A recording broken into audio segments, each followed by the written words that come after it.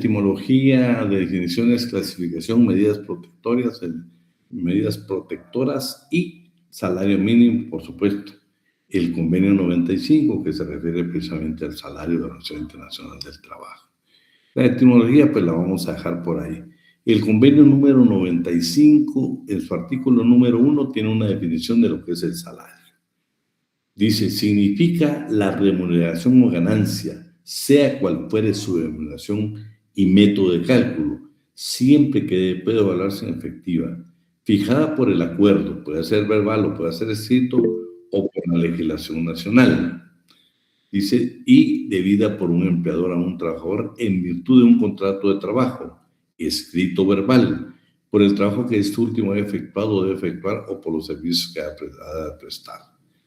El artículo 88 de nuestro Código de Trabajo establece la retribución que el patrono debe pagar al trabajador en cumplimiento de un contrato de trabajo o de la relación laboral vigente entre ambos, salvo las excepciones legales, que es lo que hemos visto cuando hay un riesgo inminente o un siniestro, que nosotros debemos de quedarnos laborando sin ningún derecho a salario, y cuando vamos a subsanar errores imputables a nosotros dentro de una jornada de trabajo, que debemos de quedar porque si realizamos mal el trabajo, pues no tiene por qué pagarnos precisamente el patrono ningún salario. Luego tenemos la clasificación, formas de pago y cálculo. La forma de pago en moneda de curso legal y en especie.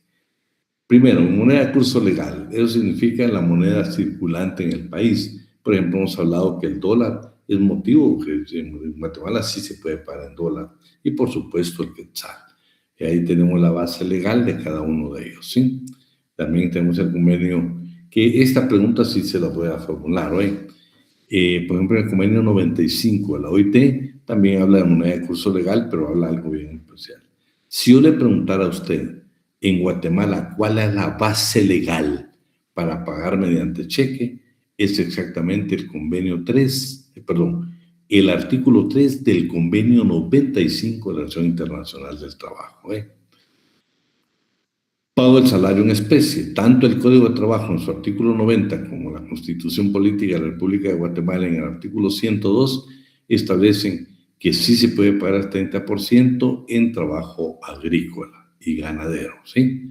En esas dos actividades en Guatemala sí se puede permitir, solo que sí hay una excepción tanto en el Código como en la Constitución, indicando siempre que el patrono haga el suministro a precio de costo o menos.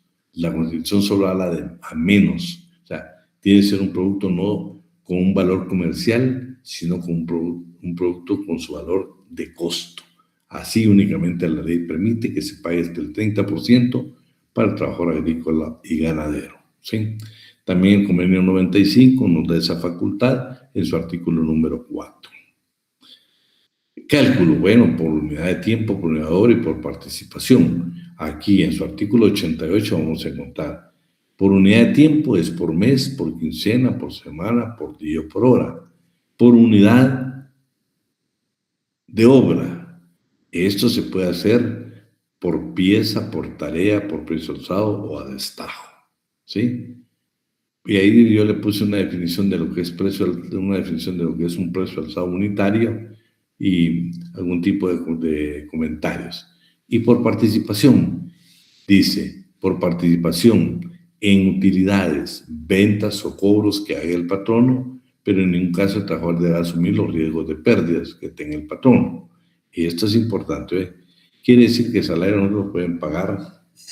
Ustedes han escuchado que dice, tiene salario base más comisión por ventas o por cobros. Esa es la participación en utilidades, ¿eh? Y las medidas protectoras, ¿va? Que pues, es un número bastante grande de medidas protectoras del salario. Por ejemplo, igualdad en el salario. En el artículo 89 y el 102 de la Constitución, en el 89 lo que dice, a trabajo igual desempeñado en puesto y condiciones de eficiencia y actividad dentro de la misma empresa, también iguales corresponderá al salario. Igual trabajo, igual salario, ¿sí? Eso es lo que señala el artículo 89 y el 102 de la Constitución dice, todo trabajo será remunerado equitativamente. Esa es la regla general. Ya la Corte de Constitucionalidad, por ejemplo, en un caso concreto del Instituto Guatemalteco de Seguridad Social, los asesores jurídicos de la capital devengaban menos salarios que los departamentales.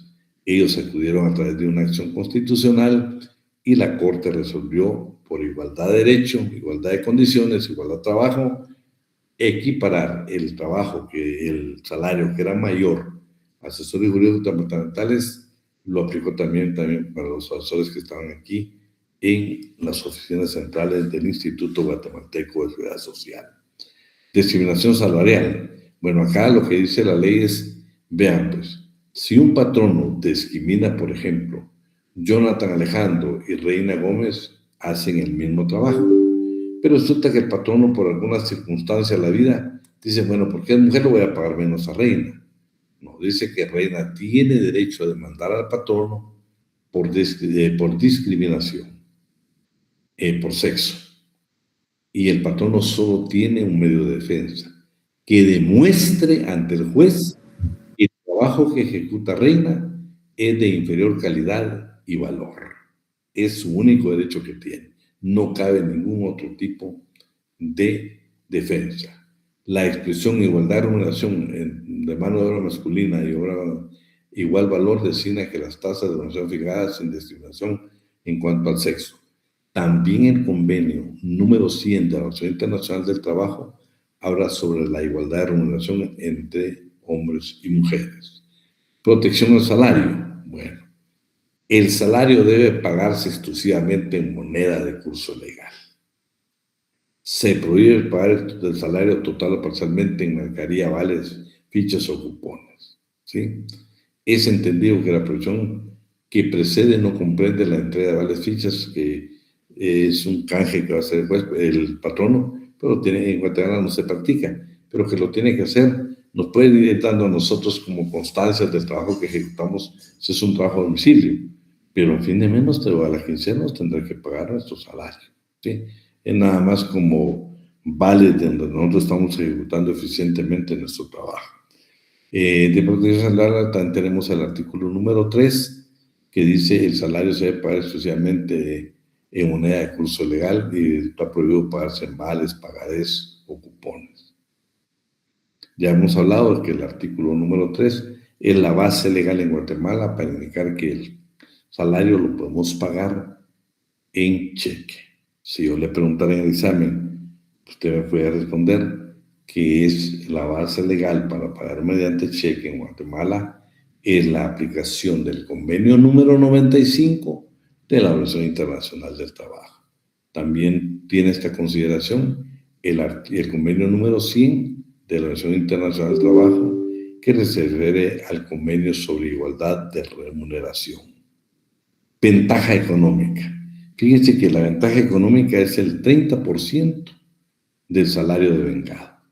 En el momento que nos retiremos, nosotros podemos demandar al juez, al patrono, para que nos cancele ese 30%.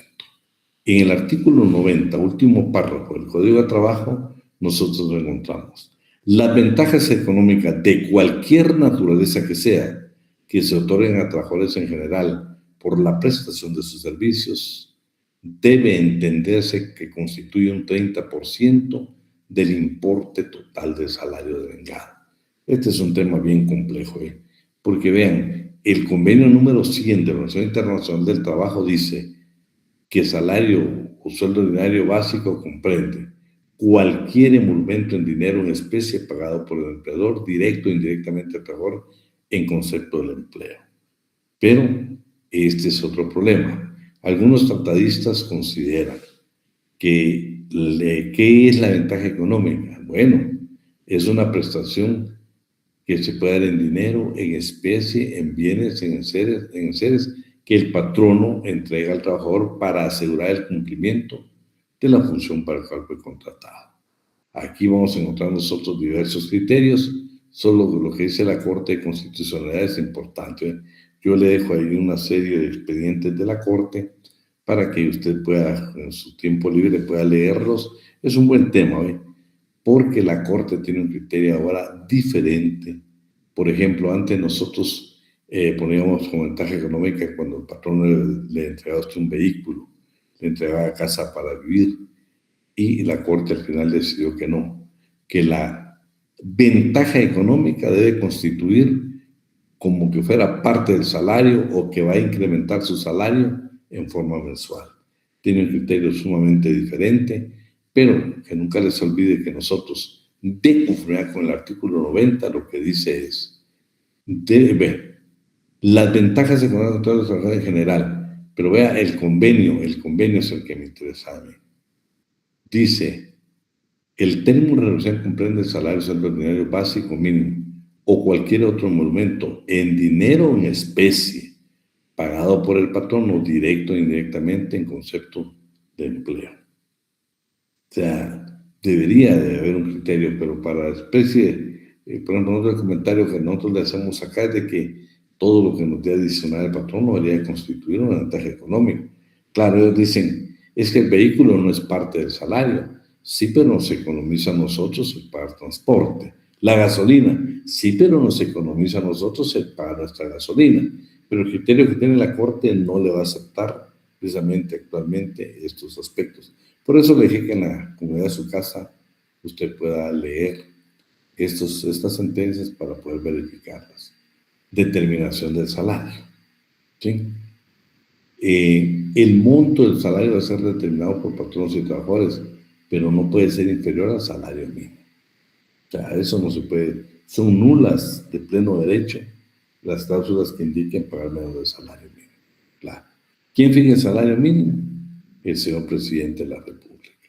El comentario que nosotros tenemos, ¿sí? Fíjense que todos, sin excepción, deberíamos de vengar el salario mínimo. Es el mínimo. Solo hay una excepción.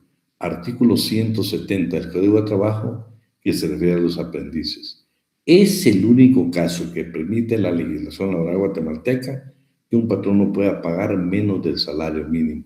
El único caso en el trabajo de aprendizaje. Plazo para el pago. ¿Estás por ahí? Vamos a ver. ¿Quién nos apoya ahí con el artículo 92? Por favor, José Fabián. Bueno, licenciado. Artículo 92, Código de Trabajo. Patronos y trabajadores deben fijar el plazo para el pago de salarios sin que dicho plazo pueda ser mayor de una quincena para los trabajadores manuales ni de un mes para los trabajadores intelectuales y los servicios domésticos. Si el salario consiste en participación en las utilidades, ventas o cobros que haga el patrono, se debe señalar una suma quincenal o mensual que ha de recibir el trabajador, la cual debe ser proporcionada a las necesidades de éste y el monto probable de la participación que le llegue a corresponder. La liquidación definitiva se debe hacer por lo menos cada año. Qué bonitas preguntas para examen, güey. Cuando es por participación en utilidades, dice que la liquidación definitiva se debe hacer por lo menos una vez al año. Esa es una bonita pregunta. La segunda es de que para los trabajadores manuales, el pago debe ser, ¿sí? Vamos a ver, dice, no puede ser mayor de una quincena para los manuales, ni un mes para los trabajadores intelectuales o el trabajo de casa particular o trabajo doméstico. Ahí la ley permite que sean intelectuales y servicio doméstico en forma mensual. Para los trabajadores manuales por quincena. ¿Sí? Eso es lo que señala este artículo. Y el convenio 95 en su artículo número 12 que dice que se debe pagarse en intervalos regulares, a menos que existan otras formas satisfactorias. Cuando se determine el contrato de trabajo, se debe fijar un ajuste final a todos los salarios debidos de conformidad con la legislación laboral. Eso se lo puse como referencia, lo importante que tiene para nosotros el convenio número 95, que es sobre el salario de la Organización Internacional del Trabajo. Y fíjense que este sí es interesante.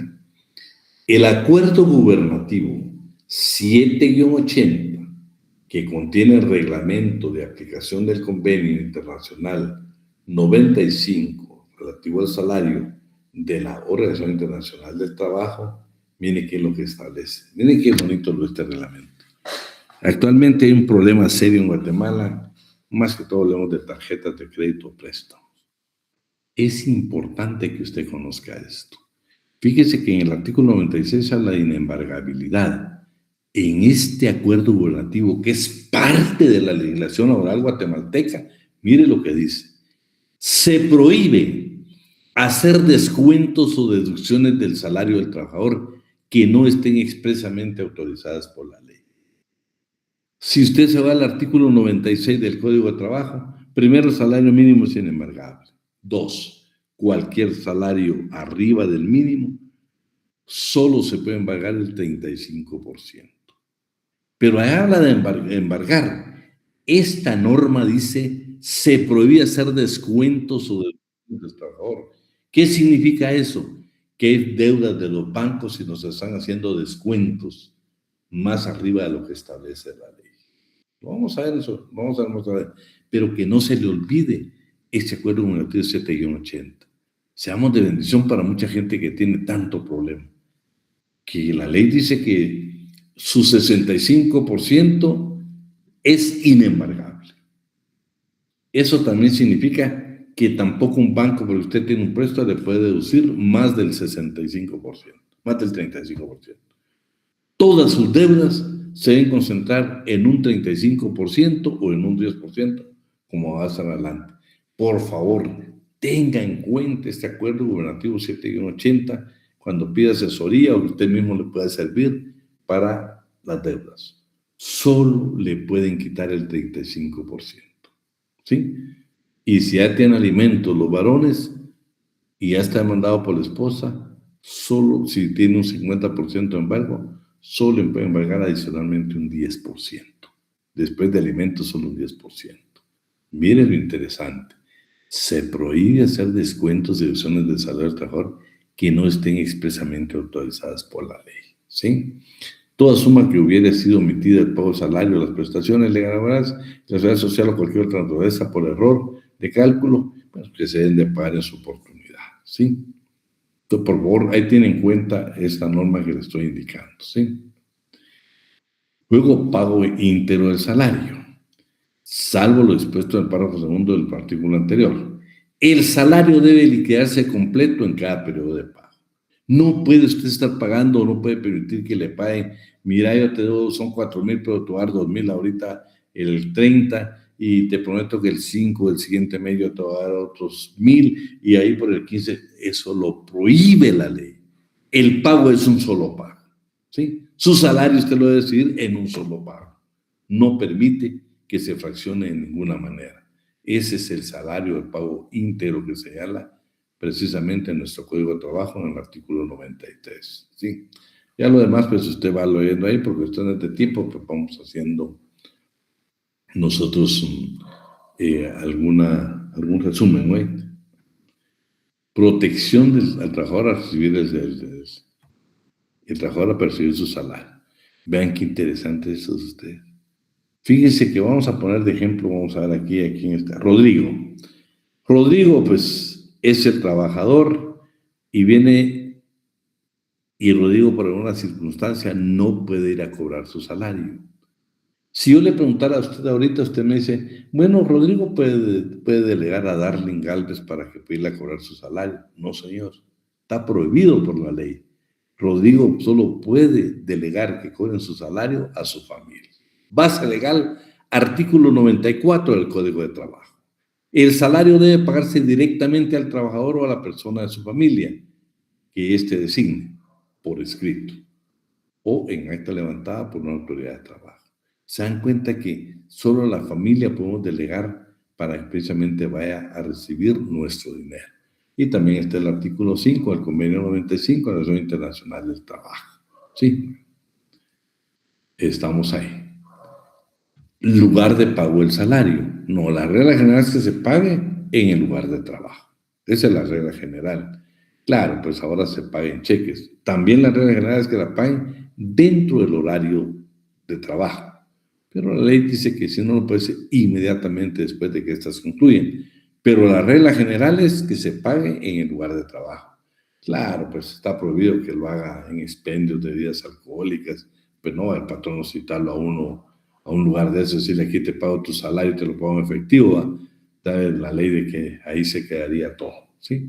Y en el artículo 13 también habla precisamente de que debe pagarse nada más en días laborales y en el lugar de trabajo.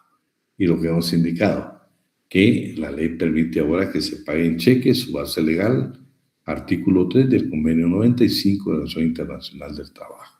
Bueno, esto sí se lo voy a dejar bien claro. Lo hemos visto miles de veces, pero no voy a cansar para que nosotros seamos de bendición para mucha gente. Artículo 96 del Código de Trabajo. Lo que yo le voy a leer lo dice el Código, no lo digo yo. Ni le estoy quitando ni le estoy poniendo. Se declaran inembargables los salarios mínimos. Ahí lo dice. Y, ese es otro. ¿Sí? Primero dice los salarios mínimos. Son inembargables. Por más que le quieran dar otra figura, no se puede. Pero mírele, son inembargables el 65% de los salarios mensuales. ¿Sí? También no se pueden embargar más, o sea, solo un 35%. El 65% del trabajador es sagrado. No le pueden tocar su 65% de conformidad con las disposiciones legales, especialmente el artículo 96 del Código de Trabajo. Y también señala la Constitución Política de la República de Guatemala en el inciso E. ¿Sí? Los implementos, bueno, aquí son los implementos que no se pueden, pero tampoco el salario. ¿Estamos? Y permíteme, solo quiero terminar el convenio 95 también, referente al salario de la Organización Internacional del Trabajo, dice: el salario no podrá envergarse, cederse de una forma y dentro de los términos fijados por la legislación laboral. El salario debe estar protegido contra su embargo o cesión en una proporción que se considere necesaria para alentar el mantenimiento del trabajador y su familia. Es que el salario tiene una función, un carácter que es de carácter económico. ¿Me querías decir algo? Sí, licenciado. Quiero ver si entiendo bien. O sea que el salario mínimo inembargable absoluto. Sí. Y si excede a ese salario mínimo, cualquier persona que gane más del salario mínimo se le puede embargar de ese exceso. El 35%. Perfecto. Gracias, Lee. Ahí está. Pero mira, pues hay una excepción, artículo 96. Se lo voy a narrar yo. El artículo 96 dice que salvo en caso de alimentos, ahí sí la ley permite, José Fabián, que la esposa nos embargue hasta el 50%, solo por alimentos, ¿sí? Porque tiene carácter alimenticio el salario. Entonces, pero resulta que, te voy a poner el ejemplo, José Fabián. Bueno, resulta que la esposa demandó a José Fabián y logró que el juez le diera el 50%, o que le diera otra cantidad. El artículo 97 del Código de Trabajo dice lo siguiente: los embargos por elemento tendrán prioridad sobre los demás embargos y en ningún caso podrá hacerse efectivo 2 embargos simultáneamente en la proporción indicada en el artículo anterior y en la proporción citada en el artículo 96. Pues cuando se hubiere cubierto la proporción máxima que indica el artículo citado, solo podrá embargarse hasta el 10% para satisfacer otras deudas. Si usted tiene deudas con el banco, con la tarjeta de crédito, con la cooperativa, por favor, su esposa lo demandó por alimentos, estas entidades solo tienen derecho al 10% de su salario. ¿Por qué? Porque como regla general 65 es sagrado, no lo pueden embargar. Pero en la práctica nosotros vemos de que a usted lo demandó el Banco de los Trabajadores, Ban Rural, los otros bancos del sistema, ya sea Granada, el GIT, puede ser el Industrial, todos los bancos. Lo que ahora la Corte Constitucional ha resuelto, no en materia laboral, pero en materia civil, es que dice que el 65% del salario de los trabajadores es inembargable. Todas esas deudas, bueno, los bancos se han dado la tarea que te mandaban todos los bancos, José Fabián, y al final de tu salario te quedaban 200 quetzales. Y mucho guatemalteco, mucho trabajador con la aflicción más grande, que eso es imposible poder mantener a la familia. Oíme, hoy la CC está corrigiendo la página de los bancos y le dice, debe de renegociar, debe de readecuar porque usted no puede embargarle, no puede deducirle de préstamos más, únicamente tiene hecho el 35%. Pero si hay otro banco, repártanse entre todos los bancos el 35%. Y si ya está por alimento, repártanse todos el 10% que establece la ley. Eso es lo que establece el artículo 96. Por favor, con este tema que yo le estoy indicando, buenísimo para que usted pueda apoyar a mucha gente. Ya hay una sentencia de la Corte Constitucional. Métanse a la Corte, métanse a la página de la Corte. Yo estoy pendiente de encontrar esas sentencias, solo la encuentro y se las envío. Que no tiene nada que ver con laboral, pero sí en la parte del artículo 96 y 97 de este código. Decime. Byron, ¿querías hablar? Sí, licenciado, buenas tardes. Quiero preguntarle, bueno, tal vez no va directamente hacia el salario mínimo, pero yo lo considero como un salario o un ingreso.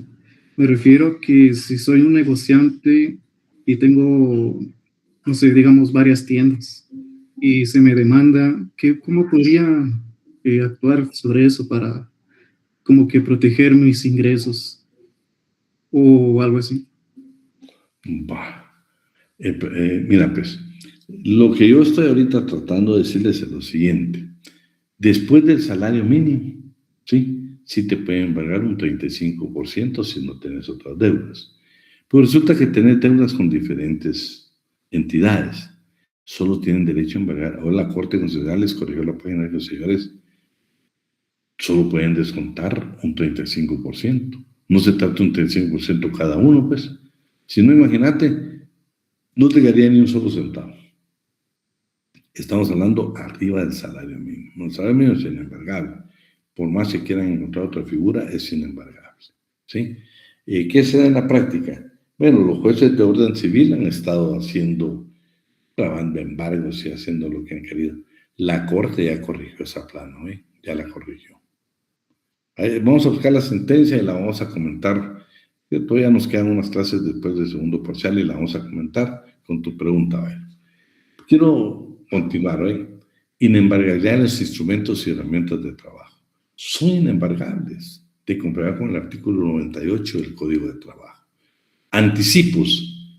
Sí permite la ley, Sí permite la ley que el patrón no te anticipos, pero por favor, dice sin intereses. Por supuesto, son anticipos, no es préstamo.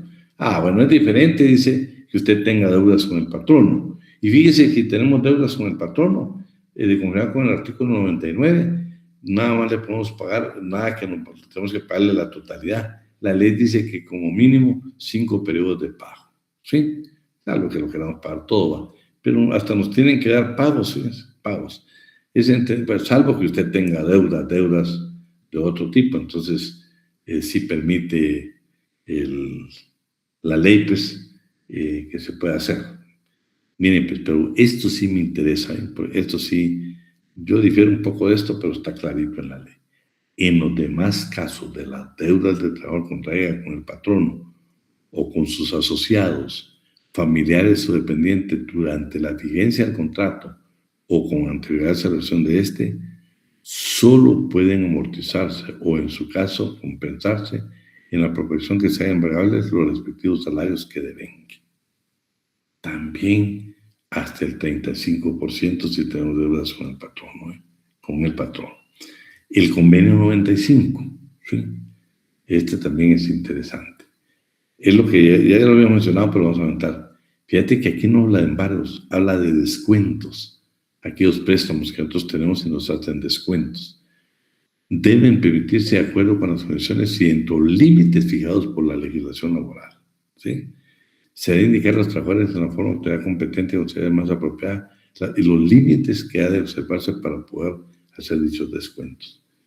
Es que aunque nosotros tengamos deudas con el banco y vamos a hacer convenios de pago o establezcamos una forma de pago, este convenio 95 en su artículo 8 dice los descuentos, no está hablando de embargo, está hablando de descuentos, y solo por los límites fijados por la ley, ¿sí? Porque también pasaría lo mismo. Imagínense, usted tiene una deuda con el banco y el banco le está quitando, por ejemplo, el 35% de su salario, el 50% de su salario. Y entonces, si la esposa le embarga a uno el otro porcentaje, si la ley dice que a usted le debe caer el 65% si no tiene deudas con la familia.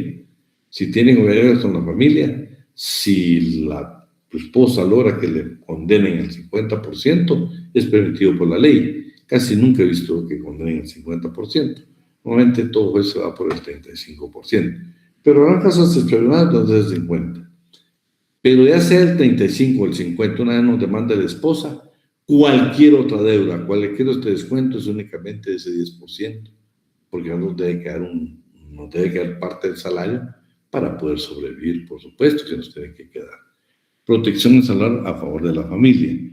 Miren, pues lo que hemos leído, el artículo 94, la base legal para decir, José Fabián, trabajador, solamente puede autorizar que un miembro de su familia vaya a recoger el cheque de su salario. La ley no permite que intervenga un tercero, ¿eh? No permite que intervenga un tercero. Base legal, artículo 94 del Código de Trabajo, ¿sí? Luego el 97, pues de todos los embargos que hemos hablado. Y el 100 está hablando de los salarios que no exceden de 100 quetzales, que eso ya no se cumple, Protección del salario y privilegios. Ese es interesante. Pero vean, resulta que nosotros nos despidieron y la empresa quebró. La empresa está endeudada. Le debe a los bancos del sistema y nos debe a nosotros nuestras prestaciones. El artículo 101 dice que el crédito de salarios no pagados o indemnizaciones, sí, dice que constituyen carácter alimenticio y gozan de los siguientes privilegios. En el primero, los salarios e indemnizaciones y prestaciones laborales tienen carácter alimenticio. Pueden ser cobrados por la vía especial del artículo 426. Pero miren qué interesante, tienen carácter de créditos de primera clase en juicios universales. En juicios del derecho común. El caso más reciente que usted, no reciente, ya tiene sus años. Cuando usted vive en la área de la zona 6, zona 18, por ahí por donde está una iglesia, usted pasa donde estuvo la empresa famosa Peter Pan. Usted ve todavía ahí en el portón y dice, esta propiedad pertenece a los trabajadores, al sindicato de trabajadores o a los trabajadores de Peter Pan. Y la empresa quebró y tenía muchos acreedores, bancos del sistema, pero le aplicaron exactamente que esas deudas que dejó esta entidad para sus trabajadores gozaron de ser crédito de primera clase. Crédito de primera clase. Ese fue el derecho que les dio. Claro, dice la ley. Hay una excepción nada más donde pueden decir, ¿en qué casos? Mire lo que dice. Cuando el Código Civil establece, nada más dice, ¿en qué casos nosotros perdemos ese carácter de primera clase? Dice cuando se refiere a gastos judiciales comunes, a gastos de conservación y administración de los bienes concursados, a gastos de entierro del deudor y a gastos indispensables para la reparación y construcción de bienes inmuebles. En ese caso perdemos el derecho de ser prioritarios. Pero vean qué casos. No está hablando de las deudas que tiene la empresa, no. Esas se quedarán después. Primero, el derecho que nosotros tenemos, nuestro crédito, nuestra deuda que nos tiene el patrono, ocupa el primer lugar, ocupa primera clase. Nos corresponde a nosotros.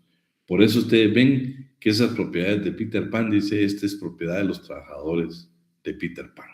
Y tienen todo el derecho a hacerlo, todo el derecho a hacerlo. Y también el artículo 11 del convenio 95 dice, sí va a pedir, ¿quién nos puede ayudar a leer aquí donde dice artículo 11? Ese es interesante, ¿eh? Es ley en Guatemala, usted la puede aplicar. Usted una demanda en cualquier documento lo puede aplicar. Es parte de la legislación laboral guatemalteca. ¿Quién nos apoya ahí con la lectura? ¿Y qué pasó? Te lo leo yo, licenciado. Por favor, Paola. Artículo 11, ¿verdad? El convenio 95. Sí. Ok. Artículo 11, convenio 95 de la Organización Internacional del Trabajo sobre la protección del salario. Número 1, en caso de quiebra o de liquidación judicial de una empresa, los trabajadores empleados en la misma deberán ser considerados como acreedores preferentes en lo que respecta. Detente. Mire, pues, esta legislación oral guatemalteca, si quiebra la empresa o se está liquidando, nosotros los trabajadores somos considerados acreedores preferentes. ¿Qué significa eso? A nosotros nos tienen que pagar primero, en palabras bien sencillas. Continuamos. Ok, licenciado. En lo que respecta a los salarios que se le deban por los servicios prestados durante un periodo anterior a la quiebra o a la liquidación judicial, que será determinado por la legislación nacional, o en lo que concierne a los salarios que no excedan de una suma fijada por la legislación nacional. Punto número 2. El salario que constituya un crédito preferente se deberá pagar íntegramente antes de que los acreedores ordinarios puedan reclamar la parte del activo que le corresponda. Número 3. La legislación nacional deberá determinar la relación de prioridad entre el salario que constituya un crédito preferente y los demás créditos preferentes. Lo que estamos hablando son casos que ya hablamos: costos judiciales, entierro del deudor. Y en esos 4 casos que señalé son los únicos 2 donde el crédito preferente se lo pueden dar a ellos. Pero por otra clase de deudas, nosotros tenemos el crédito preferente. Pago por interrupción de labor imputable al patrón. Bueno, cuando nos veamos imposibilitados, por ejemplo, nueva materia prima, pues el patrón aquí no va a tener que pagar nuestro salario. Salario no debe descontarse por concepto de multa. Artículo 60 del Código de Trabajo. Las disposiciones disciplinarias y procedimientos para pegar. Se prohíbe descontar suma alguna del salario de los trabajadores en concepto de multa.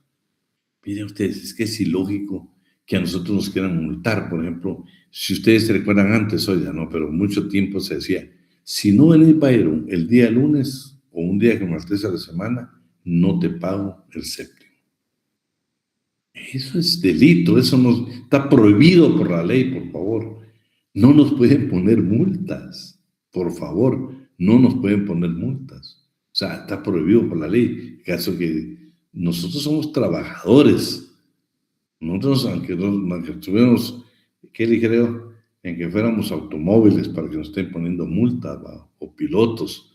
Pero nos podrán poner multas siendo trabajadores, pero no tiene nada que ver. Lo que la ley quiere decir es que el patrón nunca nos puede hacer un descuento por multa. Bueno, hoy vamos a lo que es libro de salario y planillas. Aquí también hay pregunta de examen, ¿no? Vamos a pedirle por Paola, léete el 102. Sí, licenciado. Artículo 102, Código de Trabajo. Todo patrono que ocupe permanentemente a 10 o más trabajadores debe llevar un libro de salarios autorizado y sellado por la Dirección General del Ministerio de Trabajo y Previsión Social, el que está obligado a suministrar modelos y normas para su debida impresión. Todo patrono que ocupe permanentemente a 3 o más trabajadores sin llegar al límite de 10 debe llevar planilla de conformidad con los modelos que adopte el Instituto Guatemalteco de Seguridad Social. Más de 10 trabajadores, libro de salarios. De 3 a 10, planillas del Instituto Guatemalteco de Seguridad Social. Pregunta de examen, ¿no?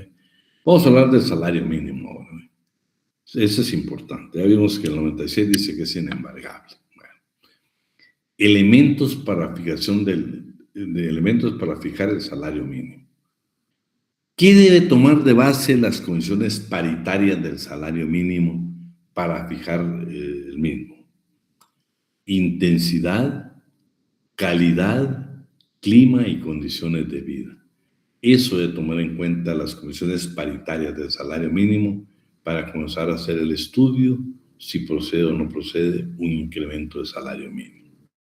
Fijación de salarios mínimos. Todo trabajador tiene derecho de vengar salario mínimo que cubra sus necesidades normales de orden material, moral y cultural. Escuchen esto. Y para satisfacer sus deberes como jefe de familia. El carácter alimenticio del salario. Dicho salario se debe fijar periódicamente conforme lo determina este capítulo y atendiendo a las modalidades de cada trabajo, a las particulares condiciones de cada región, a las posibilidades patronales de cada actividad intelectual, industrial, comercial, ganadero o agrícola. ¿Cómo se paga el salario? Por unidad de tiempo, por unidad de obra y por participación en utilidades. Fijación del salario mínimo, artículo 104. Y el sistema que para la fijación del salario mínimo se establece en presente capítulo debe aplicarse a todos los trabajadores, con excepción de, por supuesto, los trabajadores del Estado. ¿Sí? Comisión, fíjense que hay dos comisiones. La primera comisión que interviene no es la Comisión Nacional del Salario, es las comisiones paritarias del salario mínimo. Pero aquí nuestra legislación tiene primero la Comisión Nacional del Salario. ¿Qué es la Comisión Nacional del Salario? Adscrita al Ministerio de Trabajo y Previsión Social. Hará una Comisión Nacional del Salario, organismo técnico y consultivo de las comisiones paritarias, encargada de asesor a dicho ministerio en la política general del salario.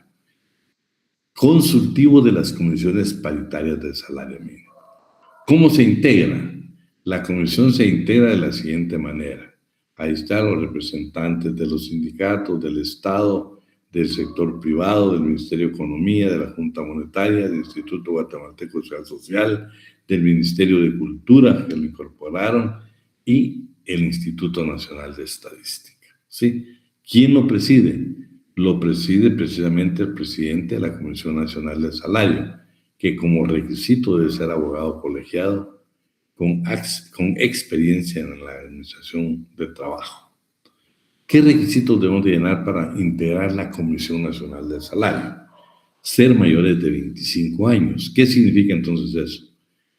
Byron Alexander quiere ser miembro de la comisión y yo le pregunto en el examen, ¿falso o verdadero? Byron Alexander tiene 25 años de edad e integra la Comisión Nacional del Salario. Es falso porque dice mayor de 25, no dice 25, mayor de 25, ¿sí? Mayor de 25 no es 25. Nombramiento, ¿quién lo nombra? A los miembros de la Comisión Nacional del Salario Mínimo, para su nombramiento debe observar lo siguiente. El ministerio, bueno, está todo el procedimiento para poderlo nombrar, ¿eh? No nos vamos a detener en eso para que usted lo lea en la comunidad de su casa, ¿eh? Comisión de Salario Mínimo y su integración, adscrita al ministerio, lo que hemos hablado, ¿sí? Es un órgano técnico consultivo de las comisiones paritarias del salario mínimo. ¿Cómo está integrada? ¿Sí? Aquí está la forma como está integrada, que por cierto, le digo, esto lo modifican casi continuamente. La comisión paritaria debe estar integrada por 2 patronos e igual número de trabajadores, o sea, 2 representantes de trabajadores, 2 representantes de los patronos con sus respectivos suplentes. En total deberían de ser 5. Ya que ya no estamos hablando de la Comisión Nacional del Salario, estamos hablando de la Comisión Paritaria del Salario Mínimo. Realmente estas son las que hacen el trabajo, ¿eh? 2 representantes de patrono, 2 representantes de trabajadores, un inspector que es el que preside, y cada uno va a tener su propio delegado. ¿Quiénes pueden integrar? ¿Qué requisitos debemos de cumplir? Está en el artículo 106 del Código de Trabajo. Ser guatemalteco o natural, ser ciudadano en ejercicio, tener más de 21 años de edad. Para la Comisión Nacional del Salario son más de 25. Para las comisiones paritarias del salario mínimo, 21 años de edad, ¿sí? Y ahí pues ser vecino del departamento, la asociación económica de que se trate, ahí están todos los requisitos que se deben de cumplir. Duración del cargo, de comparar con el artículo 107, dice que van a durar en su cargo únicamente 2 años y pueden ser reelectos, ¿sí? Y lo van a despedir obligatoriamente. Es algo obligatorio, ¿sí? Esta parte sí me faltó que también se la voy a preguntar. Dice, patronos y trabajadores deben durar en sus cargos 2 años. Pueden ser reelectos. Y los que han de desempeñar obligatoriamente, salvo que tengan más de 60 años de edad o que muestren de modo fehaciente y a juicio del Ministerio de Trabajo y Previsión Social que carecen tiempo para ejercer dichos cargos. O sea, si en el caso de su servidor que tengo más de 60 años, no puedo ser reelecto para integrar una comisión paritaria del salario mínimo, ¿sí? Es lo que se llama. Nombramientos. Lo nombra precisamente el Ministerio de Trabajo y Previsión Social. Ahí está todo el requisito que debe cumplir para poderlo hacer. Quórum. La mitad más uno de los miembros de la comisión forman el quórum legal. ¿Cómo está integrada? 2 representantes de patrono, 2 representantes de trabajo, un inspector general de trabajo. ¿Cuál sería entonces la mitad más uno? 3, normalmente el de los trabajadores y el inspector general de trabajo. Atribuciones. Bueno, aquí sí le voy a pedir favor. ¿Estás ahí, Paola? Sí, licenciado. 110, por favor. Ok, licenciado, ahorita se lo leo. Artículo 110, Código de Trabajo. Son atribuciones de las comisiones paritarias de salarios mínimos. Inciso A. Precisar en forma razonada los salarios mínimos que cada una de ellas recomienda para su jurisdicción en memorial, que debe ser dirigido a la Comisión Nacional del Salario. Dicho informe debe ir suscrito por todos los miembros de la comisión, aunque algunos de estos salvaren su voto. Se me fue el internet, licenciado, perdón. Su voto, en este último caso, el memorial debe ir acompañado de los respectivos votos razonados. Inciso B. Velar porque los acuerdos que fijen el salario mínimo en sus correspondientes jurisdicciones sean efectivamente acatados y denunciar las violaciones que se cometan ante las autoridades de trabajo. Y, inciso C, conocer de toda solicitud de revisión que se formule durante la vigencia del acuerdo que fije el salario mínimo, siempre que venga suscrita por menos de 10 patronos o de 25 trabajadores de la misma actividad industrial, agrícola, ganadera o comercial, para la que se pida dicha modificación. Si el número de patronos no llega a 10, la solicitud debe ir suscrita por todos los que haya. Bueno, ahí está. Esas son las atribuciones que tienen las comisiones paritarias del salario mínimo. Si bien primero son estas y después interviene la Comisión Nacional del Salario. Datos estadísticos. ¿Qué es lo que necesitamos aquí?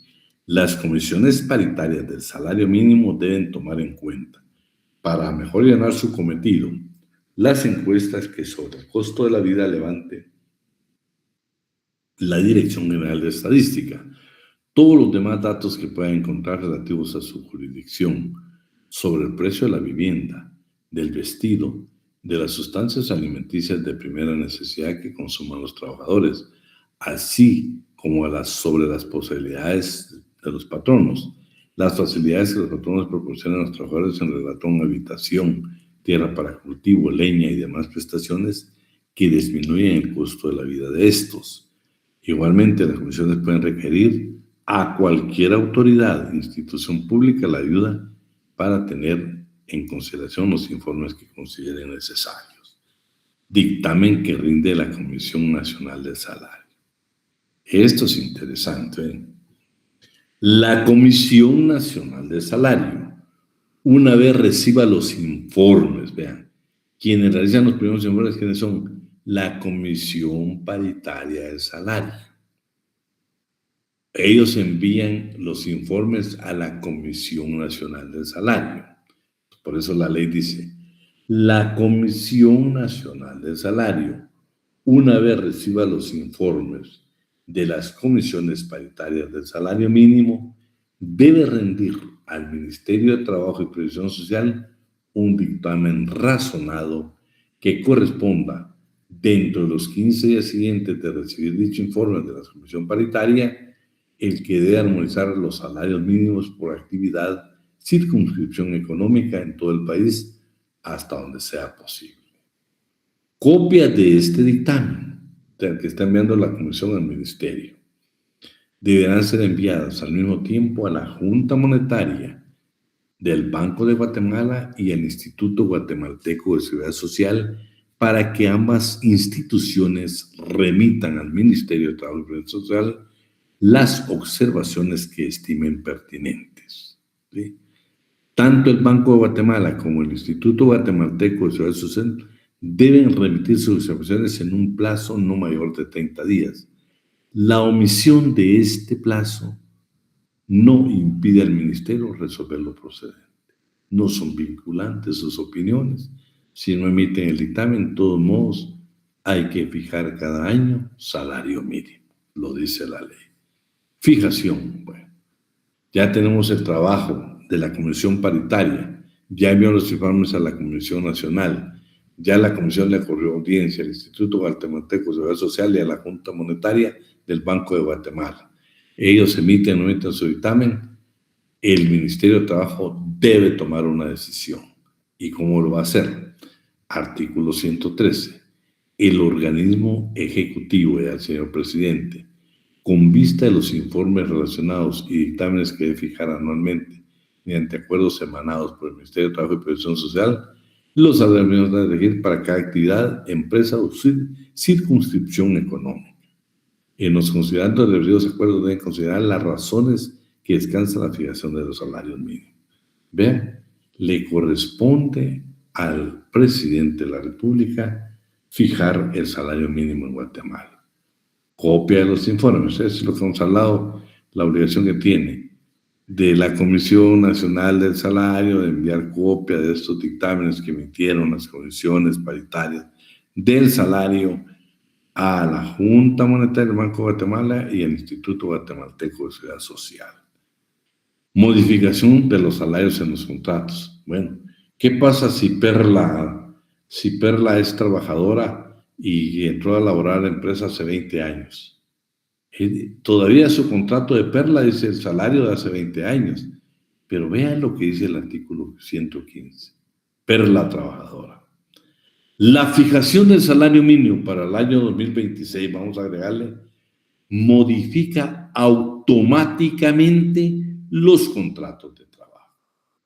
No hay necesidad de que el patrono y el trabajador vuelvan a elaborar un nuevo contrato de trabajo. No, se entiende de conformidad con la ley que el salario mínimo ya está incorporado en el contrato de Perla trabajadora automáticamente, de conformidad con el artículo 115 del Código de Trabajo. ¿Sí? Bueno, los acuerdos gubernativos. El acuerdo gubernativo 256-2025 es el que contiene ahora los salarios mínimos. No nos olvidemos de que se crearon 2 circunscripciones económicas en Guatemala. De conformidad con el acuerdo 285-2021, ¿sí? De diciembre de 2021, se determinaron 2 circunscripciones económicas, ¿sí? Se crearon para actividad agrícola, no agrícola, exportadora y maquila, o sea, 3 salarios mínimos para el departamento de Guatemala y 3 salarios mínimos para los otros departamentos de la República, de conformidad con lo que se establece en el acuerdo gubernativo 285-2021. Y vean, fíjense que ahí se crearon comisiones paritarias para cada circunscripción económica. O sea, se creó una para el departamento de Guatemala y otra para los otros departamentos de la República de Guatemala. Aquí está, usted sabe que el salario mínimo en Guatemala se fija realmente por día, ¿sí? Aquí está claro, mire, 124 quetzales con 64 centavos diarios. Entonces se fija por día. ¿Pero qué dice? Pero se puede calcular por hora, separada en forma proporcional que corresponda dependiendo de la jornada de trabajo que se elabore. Interesante. Se paga por día, pero se va a calcular por hora, ¿sí? Por hora. Porque dependiendo de la jornada, si es diurna, nocturna o mixta, por eso dice se va a pagar por hora, porque va a variar. No pueden pagarnos por día ni modo que usted trabaja en la nocturna, en la mixta, le van a pagar lo mismo que la diurna, no. Por eso el cálculo se hace por hora, pero se debe pagar o se fija por día. Ahí están las 3 actividades, ¿eh? Eso pues ya se lo enviamos a ustedes, ¿eh? Y por último, el día de hoy, para concluir esta tercera unidad, que este es el punto número 10, que ya se lo enviamos nosotros a ustedes, ya lo tienen ustedes en la plataforma donde le hemos enviado. Entonces, por favor, que va desde los sujetos hasta el salario, el convenio 95. Yo le subrayé ahí lo más significado, lo que hemos, muchos de estos artículos ya los vimos, por eso no los vamos a leer, ¿ve? Entonces, yo le subrayé para mí lo más valioso para que usted lo pueda leer y lo tenga exactamente para efectos de examen. Con eso terminaríamos el punto número 3, que es el salario. Ahí yo les digo, hablamos de generalidades. El salario es una gran institución que sujeta a discusión. Imagínense, ojalá que un día Dios nos permita tomarnos un café con alguno de ustedes y decir, que hablemos del salario. No, hombre, tenemos que hablar nosotros lo que yo les indicaba, ¿va? De conformidad con la definición que tiene el convenio 95, dice que, por ejemplo, todo, dice, se considera salario o ganancia. Escuchen, para mí, aunque ahí dice debe ser un acuerdo, claro, no señala que debe ser por escrito, puede ser verbal, pero cuando Aidán Ortiz me invitaría a mí a una empresa que yo fuera mesero, ¿cuál es el atractivo que me van a ofrecer? No el salario mínimo, el atractivo que me van a ofrecer son exactamente las propinas. Entonces, para mí las propinas son salario, claro. Ya hay disposiciones de la CC donde dice que no va. Pero si la propina, ¿por qué? Porque dice que no la paga el patrono. Pero hoy sí te la paga el patrono porque te la incluye en la factura. Y lo que hace el patrono, antes Aidán Ortiz era el mesero, pues ustedes llegaban y yo los atendía bien y me daban la propina directamente a mí. Ahora la propina general, ustedes saben que me incluye en la factura y el patrono, lo que yo me acabo de enterar, es que la reparte entre todos los trabajadores y un porcentaje se queda para la empresa. Pero desde el momento que él distribuye a los trabajadores, eso se constituye en salario. Yo siempre les voy a hablar mi posición y el indubio pro operario, ¿sí? No tanto mi opinión, sino que aplicar siempre el indubio pro operario. Deje que el juzgado decida, deje que el magistrado decida, pero la petición de nosotros debe de ir siempre favoreciendo al trabajador, ¿sí? Nosotros debemos de aplicar siempre el principio de indubio pro operario. Entonces yo le decía que hablar del salario, imagínate, para mí sería importante cuando la ley dice que le deberían de pagarle el 30% en especie, parte del sistema feudal. Pero yo no quisiera ver el principio de la realidad, ¿no? Ustedes. Ahí la ley dice, tanto la Constitución Política como el Código de Trabajo, ¿saben qué dice? Dice que se debe de hacer a costo o menos del costo. Eso sería fabuloso para nuestros campesinos, para nuestros trabajadores agrícolas y ganaderos. ¿Por qué? Porque a costo no significa el precio de mercado, no significa el precio que la entidad que lo produce puede indicar aquí, el tortis cuesta 2 quetzales. Ese es el precio comercial. Eso es lo que nosotros escuchamos. No, la ley dice costo. Entonces el costo posiblemente sea, en vez de 2 quetzales, tendríamos que pagar 1.25. Favorecería a nuestra clase trabajadora. Pero claro, si yo lo veo ya en este siglo, en esta época, en el 2026, uno dice, pues esa es parte del sistema feudal. Pero yo siempre voy a opinar que lo que favorece al trabajador hay que aplicarlo. Hay que aplicarlo, ¿eh? Bueno, espero en Dios de que les vaya muy bien. Les incorporamos ya este material. Estamos desde los sujetos, que creo que es el punto 6, hasta este que es el salario. Ahora yo quisiera hablar del examen, ¿no? Vamos a tomar unos minutos para que hablemos del examen. El examen saben que está programado para el próximo miércoles y yo recibí ya hoy la información del señor decano directamente con un mensaje que nos enviaron los profesores indicándonos de que el examen va a ser virtual. Entonces las reglas de juego van a cambiar hoy. Necesito obligadamente que usted encienda su cámara. Eso es obligado, que encienda su cámara el día del examen, ¿sí? 2, pues estamos para bendecir a aquellos que siempre han estado con nosotros. Por favor. Pero les quiero pedir un favor. La pregunta viene en caso.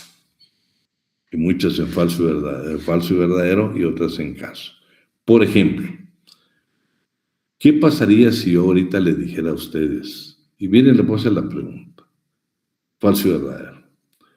Darling Galvez es trabajadora, es una trabajadora, vamos a ver si, es una trabajadora de familia. O sea, su derecho, ella trabaja con su familia, ¿va? Y labora en una jornada diurna, ordinaria diurna. ¿Falso o verdadero? ¿Qué dicen ustedes? Contestemos en que sea falso. ¿Qué dicen ustedes? Vean, pues, el derecho a familia no está sujeto a las limitaciones de la jornada de trabajo.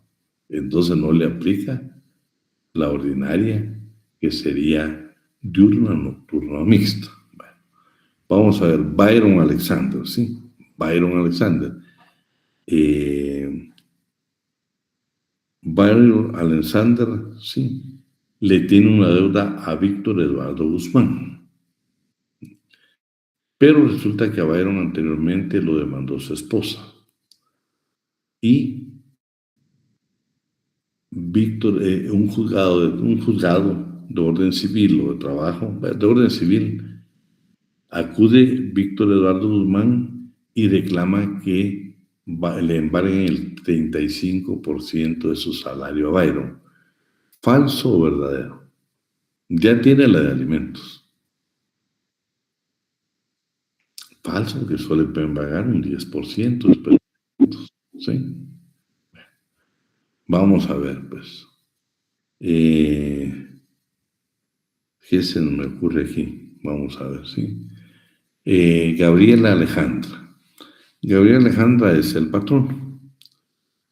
Y resulta que no elaboró el contrato de trabajo con la trabajadora Paola Lázaro.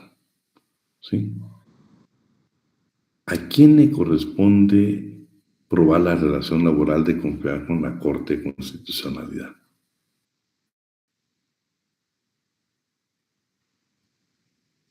¿Qué dicen? ¿Qué se les ocurre? Vean la pregunta. Le estoy hablando de la Corte. Hemos hablado que el artículo es claro que la carga de la prueba le corresponde a Gabriela Patrono, pero la Honorable Corte de Constitucionalidad, ya con jurisprudencia, dice que a trabajador le corresponde o le obligan a probar horas extraordinarias, ventajas económicas y la relación laboral. Yo les he dicho a ustedes que mi criterio en esa sentencia es: Paola solo tiene que probar que trabajó con Gabriela. A Gabriela le corresponde indicar a partir de cuándo. La carga de la prueba a partir de cuándo le corresponde a Gabriela Alejandra.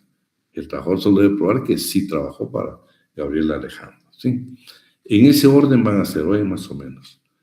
Vienen, todo casi va a ser, ¿por qué darle? ¿Por qué sacar?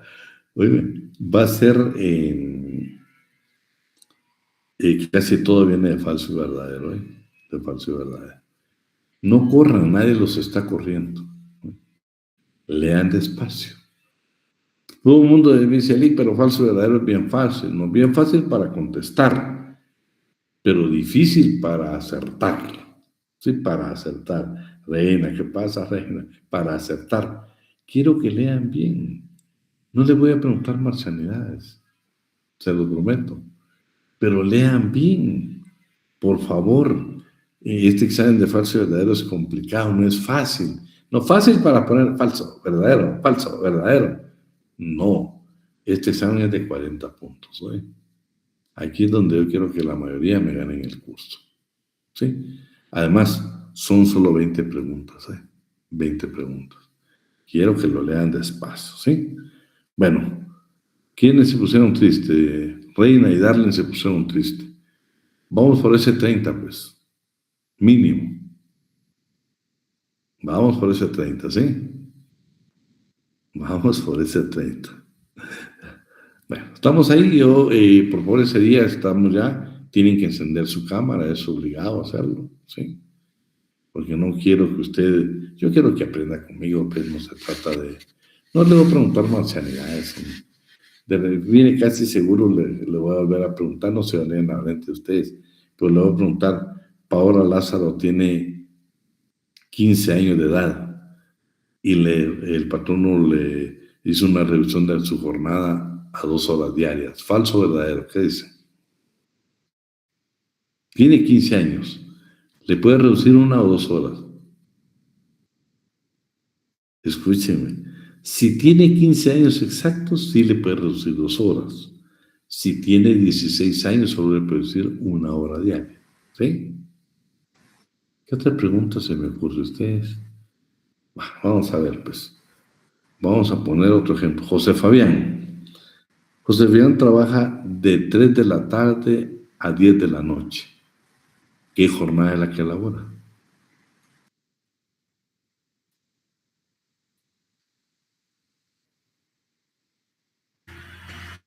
Es mixta. ¿Qué dicen ustedes? De 3 de la tarde a 10 Es de la noche. nocturno. Nocturna porque trabajo 4 horas nocturnas, entonces deja de ser mixto, porque trabaja más horas en la nocturna que en la diurna, ¿sí? Trabaja más horas de noche. Sí. Exacto, trabaja, acuérdate que hay una parte de ese artículo que dice que hay una excepción ahí. Si trabajo 4 nocturnas, deja de ser mixta y se convierte en nocturna, porque le favorece más al trabajador, ¿sí? La última pregunta, Óscar Hernández. Trabaja en una jornada ordinaria, ¿sí? De 6 de la mañana a 12 horas. ¿Falso o verdadero? Una jornada ordinaria diurna. ¿Falso o verdadero? De 6 de la mañana a las 12 horas. ¿Qué dice? Falso, ¿Por qué? porque solo puede trabajar. Solo puede trabajar 8 horas. Ah, pero no, si estás de 6, 7, 8, 9, 10, 11, 12, 7, 6 horas vas a trabajar. Óscar, ahí te tenés que ubicar en el periodo que comprende cada jornada de trabajo. De las 6 de la mañana a las 18 horas, ahí puedes incorporar o comprender la jornada diurna.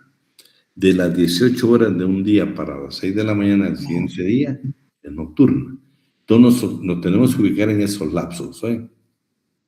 Bueno, estamos ahí. Si nos da tiempo, voy a tratar de que nos dé tiempo y tal vez hacemos un repaso, ¿eh? No importa que lo hagamos bien noche. De todos modos, si lo hacemos, lo vamos a hacer un día antes del examen. ¿Ya estamos? Nosotros le vamos a mandar para que usted se incorpore, para no afectar a nadie. Nosotros tenemos algunas visitas de la tarde-noche. Lo vamos a convocar tal vez a las 9 de la noche, ¿eh? De 9 a 10, para que ninguno tenga pretexto, es que no puedo, no veas ahora, todos estamos en casa. Y todos tenemos que estar estudiando, que el siguiente día es el examen. Vamos a tratar de hacerlo hoy. Un fuerte abrazo. Y si Dios quiere, pues nos vemos el día miércoles y desearle el mejor de los éxitos la próxima semana. Este fin de semana no habrá cumpleaños, no habrá nada. Lo único que habrá es tiempo para estudiar y para sacar una buena nota. ¿Sí? Un fuerte abrazo. Feliz tarde, licenciado. Feliz tarde, licenciado.